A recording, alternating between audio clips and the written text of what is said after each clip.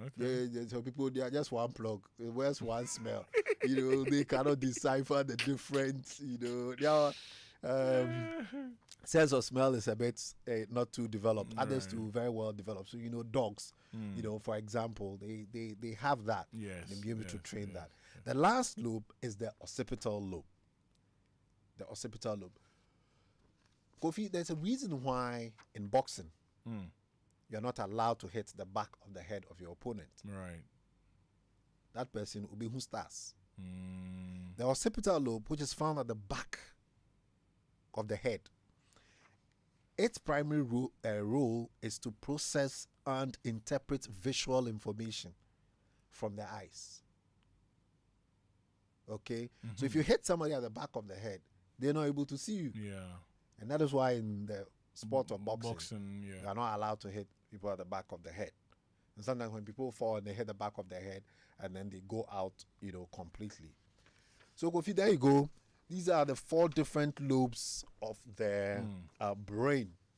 And therefore, when we come back to talk about a stroke, and we say there's interruption of blood flow to the brain, now I hope my listeners know that depending on which part of the brain is affected by the disruption in the blood supply, the patient might have certain symptoms.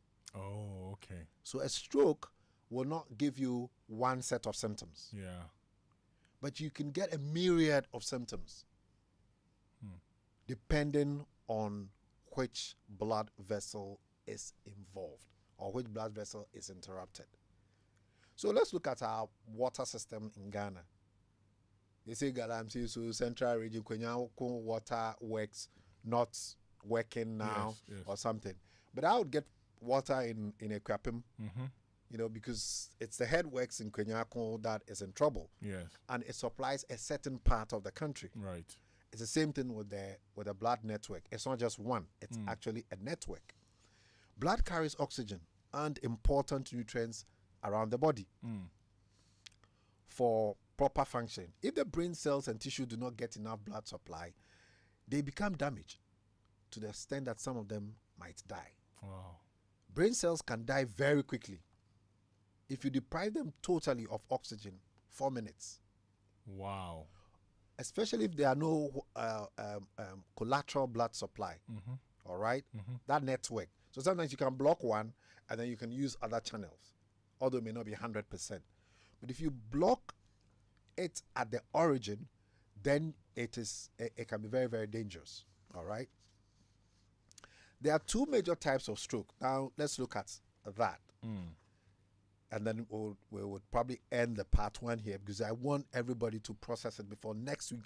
We will talk about the symptoms of the stroke and even actually the causes. Okay. But there are 2 major types of stroke: ischemic and hemorrhagic. In ordinary terms, the occlusive type of stroke is the ischemic one, and then the burst pipe, the bleeding type of stroke, is what we call the hemorrhagic. So the blood vessels can be occluded. You can block the inside of the blood vessel such that you are not able to send blood to a particular part of the brain. And that is what we'll call the occlusive type of stroke or the ischemic stroke. Okay. A hemorrhagic stroke, what I usually describe as the burst pipe, is when the blood vessel or artery in the brain just explodes or tears up. And then just as you find a burst pipe in most places in town, The ooze. the water is just gushing out, Right. Until Ghana Water comes to tackle it. That's exactly what happens with the hemorrhagic stroke. Wow. For a number of reasons, the blood vessels burst, explode, and then you bleed into the substance of the brain.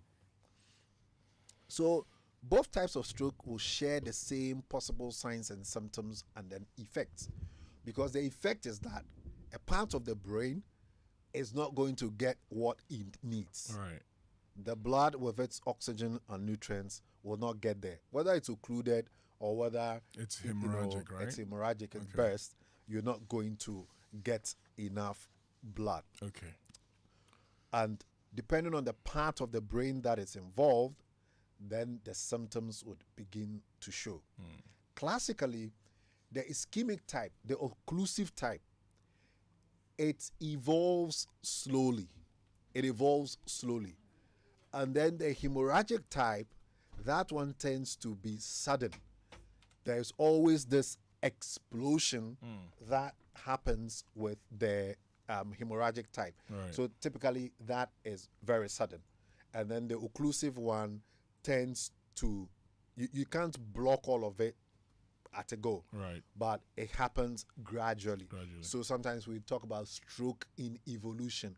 You know, so the person's something starts in the morning and then it continues gradually, and then by evening or late afternoon, then it becomes terrible. Okay. So Kofi, I want us to end here, Right. because we're giving a lot of information. Right. And then next week we'll do a part 2, and then give people opportunities to also open the phone lines, and where I'll talk about the causes of stroke, the symptoms of stroke, and how we're managing it. All right. Thank you very much, Dr. Osafo. I really hope we could have gone deeper into this, but of course, we'll do that next week. Right. So thank you very much. That was Dr. Yaw Osafo. We're going to continue this conversation on stroke next week, Wednesday at 4:30. Please make sure you're here. But now it's 5 p.m. and Hannah is here with the news. What's happening in the news, Hannah? Yeah, we start from that sad story in Klagon in the Tama West municipality where a mother and